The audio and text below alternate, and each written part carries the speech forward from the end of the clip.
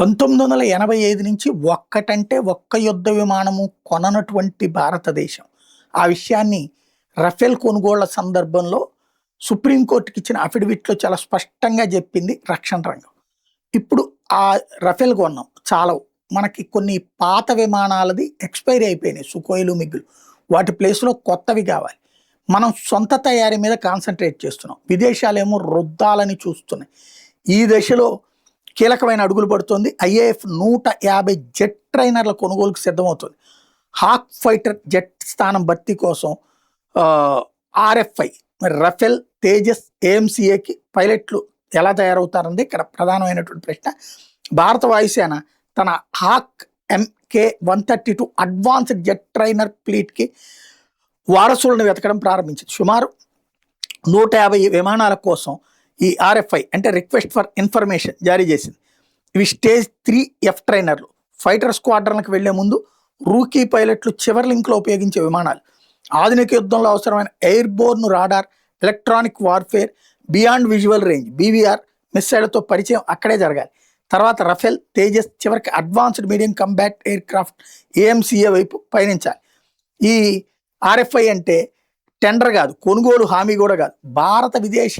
భారతదేశంలో వాళ్ళు కానీ విదేశీ తయారీదారుల నుంచి అందుబాటులో ఉన్న ప్లాట్ఫామ్లు, సాంకేతిక సామర్థ్యాలు, స్వదేశీ content, technology transfer, delivery schedule మీద సమాచారం కోసం అక్టోబర్ 5 దాకా వెయిట్ చేస్తారు.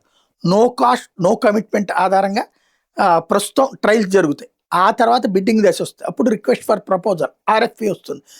డిసెంబర్ 2027కి టెంటేటివ్గా కాంట్రాక్ట్ ఎఫెక్టివ్ డేట్ నుంచి 60 నెలల్లో డెలివరీలు. ఈ షెడ్యూల్ ప్రకారం చూస్తే మొదటి విమానాలు ట్రైనింగ్ బేస్కి మిడ్ 2030 పడుతుంది మన దగ్గరకు వచ్చేటప్పటికి.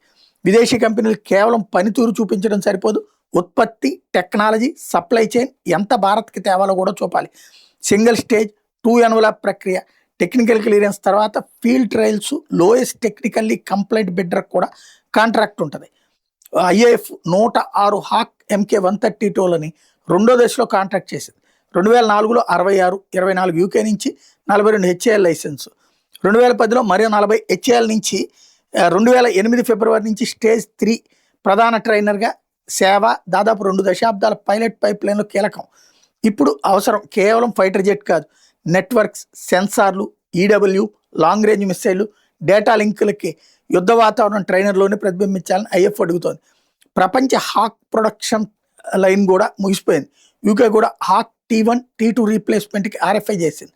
విదేశీలో Leonardo M346 master, Korea aerospace industries T50 కుటుంబ ప్రముఖం, భారత్ వైపు HAL ప్రతిపాదిత HLFT-42, అలాగే కొన్ని నివేదికల ప్రకారం HLFT-42 అనేది సుమారు 16.5 టన్నుల super sonic lead in fighter trainer.